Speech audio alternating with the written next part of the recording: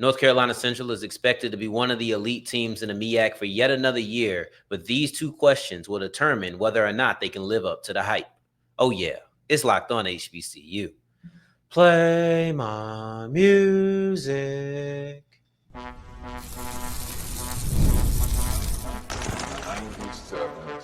You are Locked On HBCU, your daily podcast covering HBCU sports.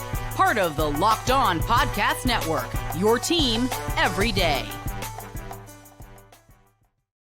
What's going on, family? Welcome back to another episode of the Locked On HBCU podcast, your number one daily one-stop shop for everything HBCU athletics, Monday through Friday. Part of the Locked On Podcast Network, your team every day. And I, of course, am Darrion Gray, a.k.a. the Mouth of the South, Texas Southern alum and former TSU Herald Sports editor and current site expert at Who Dat Dish and contributing writer at USA Today's Saints Wire.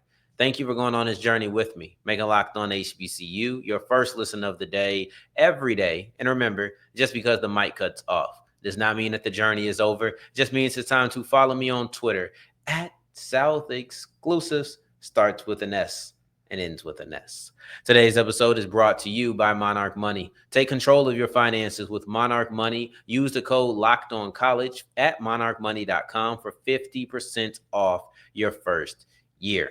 We'll wrap up today's episode with a look at Steve Wyche joining the HBCU Go pregame show. In my opinion, this move is extremely beneficial, not just from a content quality standpoint, but also from a business standpoint.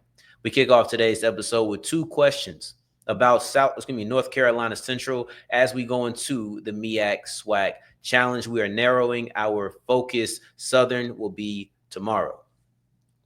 But let's kick this whole thing off with the two questions that I think will truly define the North Carolina Central season.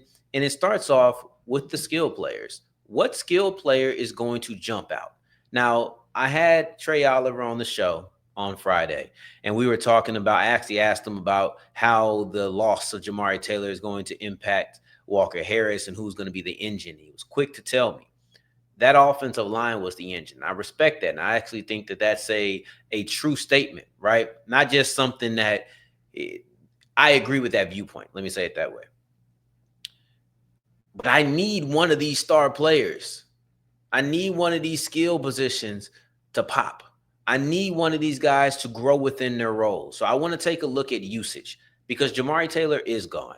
And though that offensive line is the engine of that team, you need somebody behind them who's either going to throw the football or run the football. But either way, they're going to have to lead the yardage aspect of this. So I'm going to look at a couple of receiving stats. And I'm going to look at a couple of running stats, right? So we're going to start off with receiving. And this is purely usage. Jaquan Davis, 31 catches. Jamari Taylor, 30 catches. Markel Quick, 26 catches. Chance Peterson, 21 catches. Now, originally, I was going to stop my search at 20 catches. You had to have at least 20 catches in 2024 for me to talk about big-time returning players. But then you go through that list and you say Joaquin Davis, out of here. Jamari Taylor, out of here. Markel Quick, out of here. Those are the only four, or those three plus Chance Peterson. Those are the only four players who registered 20 or more catches in 2024. If you want to be generous, you can go to Chauncey Spikes, who had 18. So now you're looking at the top 5 receivers as far as players who had catches. Just looking at catches. Chance Peterson, Chauncey Spikes. That's it. Now, this conversation looks a little bit different if Markel Quick doesn't leave after the spring season, but he did.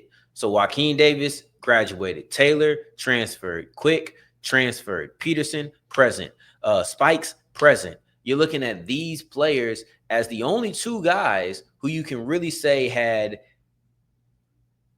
any kind of role as far as catching the football, because nobody else had double-digit catches all season. So when I'm looking at usage, I'm not just thinking about you need to improve your yards per catch from this to this, or I need you to hit this threshold as far as total yardage. Usage to me is how much are you targeted? How many catches are you getting? Now, obviously, we don't have targets for all of these guys, but I can base off catches of how much of a focal point you were in the receiving game.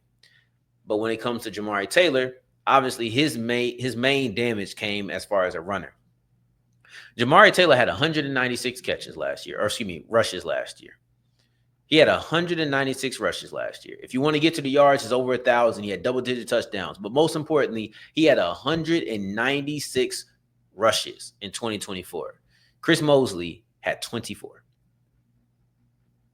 Jamari Taylor had 196 to Chris Mosley's 24. You can multiply that by 7, right? You're looking at that's about 7 times the amount.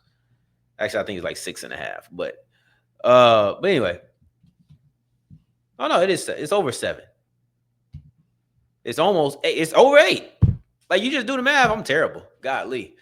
Lost my math badge. But the point is, you look at Jamari Taylor having 8 times as many carries as the next guy. I'm not telling you that Mosley needs to be better. I'm not telling you that Spikes needs to be better. I'm not telling you that Peterson needs to be better. I'm telling you that these guys need to grow into a bigger role. Walker Harris, as a player, a star player, needs to live up to the hype of being the first team all preseason MEAC quarterback. He needs to live up to that.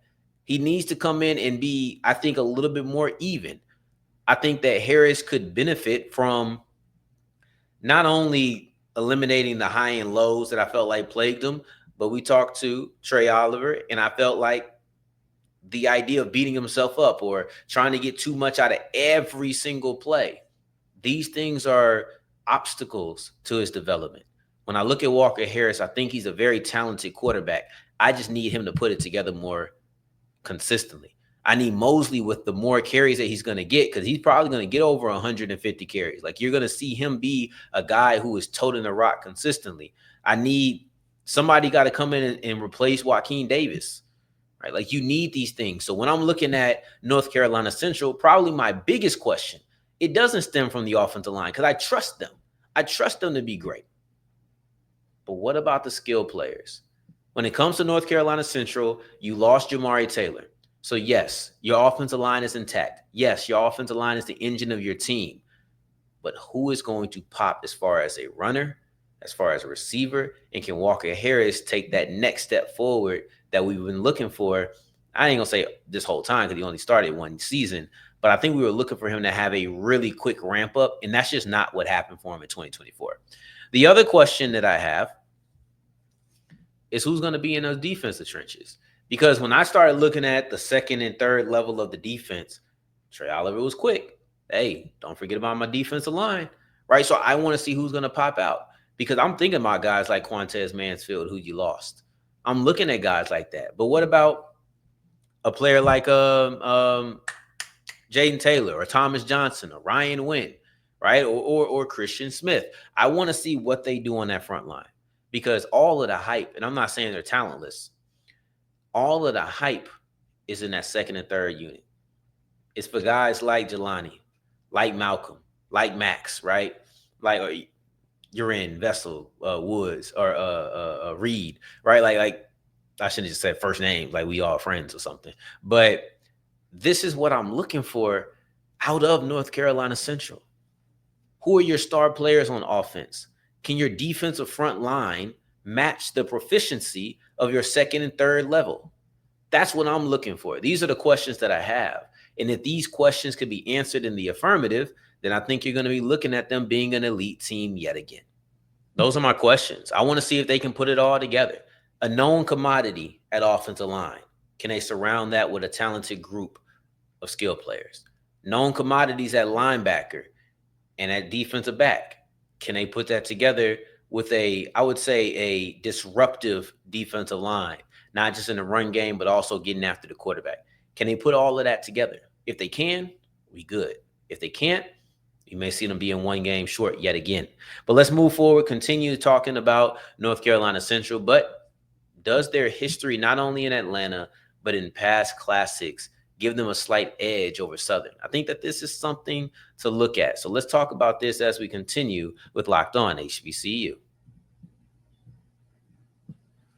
Today's episode is brought to you by Monarch Money, and most people can't name all of their financial accounts or even what they're worth, whether it's a 401k, properties, or investments. And when you don't have the full picture, you tend to leave money on the table.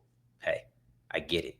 That's why there is Monarch Money. It's an all-in-one personal finance tool that brings your entire financial life together in one clean app. So no more missing this account or this account. You got it right there in front of you in one place, because when you got to go to 3 different places, sometimes you forget to that third or to go to that third place. And Monarch does the heavy lifting for you. You can link all of your accounts in minutes, see clear data visuals, and get smart categorizations for your spending, and finally feel control within your money without ever having to touch a spreadsheet. So I love that, right? Don't let the financial opportunity slip through the cracks. Use the code LOCKEDONCollege at monarchmoney.com in your browser for half off your first year. That's 50% off your first year at Monarch Money if you use the code LOCKEDONCollege. Today's episode is also brought to you by Open Phone. If you're running a business, every missed call is like money left on the table.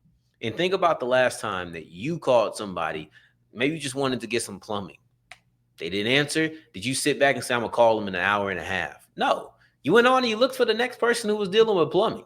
Because when one person doesn't answer, you go and you search for someone else. Now, if you're a small business owner or just a business owner at all, if you don't answer the phone, we're looking for someone else. I'm telling you this right now. So never miss an opportunity to connect with your customers. Open Phone is the #1 business phone system designed to streamline and scale your customer communications. See why over 60,000 businesses trust Open Phone. They're offering Locked On listeners 20% off your first 6 months at openphone.com/lockedoncollege. That's openphone.com/lockedoncollege. They'll even port over your existing numbers for free. Open Phone, no missed calls, no missed customers.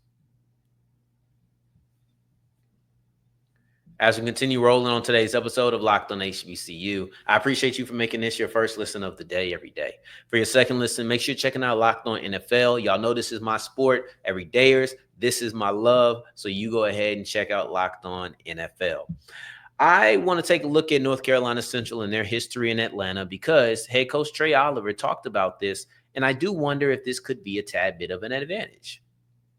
I do wonder if North Carolina Central having history in Atlanta, having history in Indianapolis, having history, what's coming the other ones in Florida, right? Because for Oliver, it wasn't just, hey, we won a MEAC SWAC challenge. It wasn't just that. It was anytime it's been a high profile game, anytime it's been a neutral site game, you're looking at us coming out as the victors. He said, and I quote, Atlanta has been good to us. We've done well in classics since we've been here. I think we're 6-0 now, whether it be the Circle City Classic, Orange Blossom, or Celebration Bowls. So we've had some success on the big stage. And I think there's something to be said for this because I don't care what anybody says. I think momentum is a real part of sports. I think confidence is a real part of sports. People try to, kind of diminish that at times, I believe, but I won't. I'll say that. I'll never diminish it.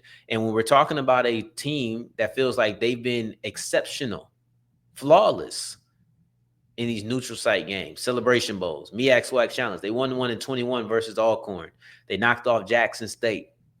Last year, they knocked off Alabama State in the Orange Blossom Classic. And you see a lot of these games are against SWAC teams. Now, I think last year's Circle City Classic was against Norfolk State. But the year before that, when Walker had to come in and play the whole game, that was against Mississippi Valley State. So what I'm seeing is a repeated success each time you go to these neutral site games. But what goes into that? Because it's not just, we're a good team. Yes, they're one of the best teams, and they have been one of the best teams in Black college football for the last 4 years, right? Like they've been a really quality club. I think that 2022 season was when you felt like, this is one of those elite programs, because they never tapered off after that. They haven't reached the highs of getting a Celebration Bowl victory, but they haven't tapered off either. But Atlanta has been good to us. I'm looking at the Celebration Bowl in 22. I'm looking at the MEAC Challenge in 21. Now, there's confidence to step into those buildings, but then you also have to look at the preparation, which is what I was alluding to earlier. It doesn't seem as if Oliver's changing anything. And I think sometimes when you have these big time games, you feel like you got to do something different. All this schedule maybe is more press, maybe, because I don't think you get a lot of press on a weekly basis, but in these type of events, you do tend to get bigger press. It's a neutral site. So you're not necessarily dealing with home crowd or either way, right? Home field advantage or having to go up against somebody. It's a little different. It's a little bit more mixed. It's a little bit more even depending on who you're playing. I think this year you'll see an even split, Southern North Carolina Central. I think it should be a pretty fair mesh of Eagles and Jaguar fans. But this is what Coach Oliver says. He says, we don't prepare any differently. Just because we're playing on national television or in this classic, everything is exactly the same. We practice for 2 hours. We don't have 3-hour practices or all that extra stuff. We never change our routine. The only thing that it seems like is being altered is the idea of coming down on Thursday instead of Friday. So they're going to go down a little bit early, be a part of those festivities, things that come with the MEAC Challenge, and then they'll go ahead and go through the game afterwards. So this is a situation where I think you have a coach in Oliver, in Trey Oliver, who is very experienced in this. He knows how to prepare his team. He knows what has worked. Terrence Graves hasn't gone through this. So this is I'm really posing this to you if you think it's an edge, because to me, there is an experience factor that comes into play, but it's not a deciding factor. It's not something that I would make my storyline. For those who aren't everydayers, who weren't everydayers last year, we do our game of the week and we have 3 matchups, 2 storylines, and 1 key to victory. I wouldn't make the edge one of my storylines. I don't think it's that big of a deal, but it is something to look forward to, because I think that going into championship games, going into big time matchups, going into anything that could feel different than a regular week, sometimes you need to know how that feels. I've always said, if something happens in front of me, I hope it happens again, because I don't know how to react the first time. And that's just me trying to be as self-aware as possible. But also, I think it's a great kind of comparison for where we stand here. The first time you go through something, you don't know what to expect. Matter of fact, I was talking to my friend who went to NABJ, and he was talking about how this second time he went was so much better for him because he knew what to expect. He knew how to maneuver. There's a value in doing things before. Trey Oliver, North Carolina Central, they have that on their resume. They have that on their belt. Terrence Graves, Southern, they don't. So that'll be something that's interesting to watch. And I mean, technically, I guess you got the Bayou Classic, so maybe you do. Maybe the Bayou Classic equates to this. Who knows? But let's move forward and move away from the Eagles. And instead, we're going to go ahead and take a look at HBCU Go, because Steve Wyche joining the team, to me, is a great move, not only from a content standpoint, but also from a business standpoint. So let's look at that as we close out today's episode of Locked On HBCU. Today's episode is brought to you by Prize Picks. And listen, the daily fantasy platform that allows you to turn your football predictions into real rewards is something that I've been hearing about for years and years and years. Friends be like, hey, man, you been on Prize Picks? Hey, man, let me get you my code. Get on Prize Picks. Right now, I'm able to do the same thing. I'm able to say, go ahead and get on to Prize Picks, because it doesn't matter if you're a huge fan or you're a casual fan. This makes things easy. It makes things fun. It's simple, right? All you have to do is pick more or less on stat projections for 2 to 6 players. That's simple, right? Simple. You got Joe Burrow, Saquon Barkley, Josh Allen, Aaron Rodgers, Lamar Jackson, Jaden Daniels. You have all of those players. Boom, boom, boom. I just gave you 6 of them. You get 3, 4, say more or less on passing yards, rushing yards, passing touchdowns, rushing touchdowns. And if you're right, you go ahead and you move in and get yourself a little bit of dollars. Now download the Prize Picks app today and use the code Locked On College to get $50 off your lineups, $50 in lineups after you play your first $5 lineup. That's code Locked On College to get $50 in lineups after your first $5 play. Prize Picks, run your game. August 26th is officially FanDuel Futures Day and a brand new holiday for football fans who live for the bold predictions and preseason hunches for just 24 hours. So that doesn't mean noon on the 25th to 2 p.m. on the 27th. No, midnight to midnight, August 26th for 24 hours. FanDuel is giving you deals on NFL season predictions. So whether you're calling for an MVP or a long shot divisional winner, or maybe you feel so confident that you know who is going to win the Super Bowl, take a flyer, man. I think Jaden Daniels is a very interesting case for the MVP this year. Visit the FanDuel app today and start planning your future bets now, because Future Day is one day and one day only. FanDuel, play your game. As we're wrapping up today's episode of Locked On HBCU, I appreciate you for making this your first listen of the day. Every day, making it all the way to segment 3, and I thank you 2 times for that. Thank you. Thank you. Steve Wyche joining the HBCU Go pregame show is extremely interesting, and I think it is a phenomenal move for HBCU Go from a business and content standpoint. Excuse me. Now, everybody has that person that they watched growing up, right? And I think most of us have many. For me, Wyche was one of those guys. For me, Steve Wyche was one of the guys who, as I reflect on my younger days, I constantly remember watching NFL Network and seeing him. And I was lucky enough to get him on the show and be able to talk to him and go through some of the things that he learned along the way, some of the things that he experienced, some of the company he kept. Like, that was a really fun episode. You can't find it on YouTube, but if you scroll deep enough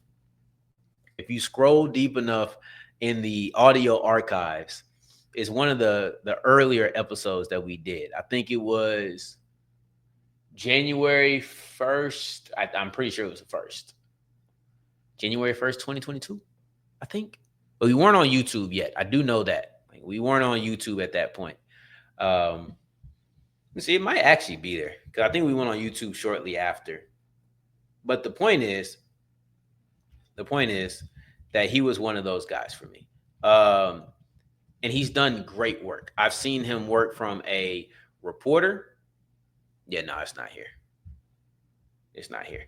But I've seen him work his way up from reporter. I've seen him work as a host. I've seen him work as an analyst. I've seen him work in the booth. I've seen him do a lot of things, and he does quality work. So HBCU Go is definitely going to get a great worker if we're talking about the content side of it. But if you pivot over to the business aspect, and I know that's not what we're talking about, or that's not what we're talking about normally, but from a business standpoint, I think the branding of this is ooh-wee. I think that the branding of this is amazing, because it's going to get so many double looks. It's going to get so many second questions. Like, if Steve Wyche goes into an interview somewhere, they're going to ask him about this move. They're going to ask him about being a part of this pre-game show. You look at who he already has on the line for the interviews. You have Sean Payton and you have Carson Vincent, right? Now, Payton is a huge name. There's going to be people like me, purely Saints fans, that are going to want to hear what Sean Payton has to say. There's going to be Bronco fans who want to hear what people have to say. There's going to be football just aficionados who want to hear what Payton's going to have to say. Because what we have to understand, and listen, I'm open to being a tad bit biased on what I'm about to say or slanted on what I'm about to say, but I genuinely believe this. Sean Payton is one of the greatest minds of his generation on the offensive side of the football. I think that that's unquestioned. I think that he was the curator of the best streak of offense that I personally have ever seen. Just going to be honest with you. Not just talking about one season, but multiple years. Him and Drew Brees together, that collective was amazing.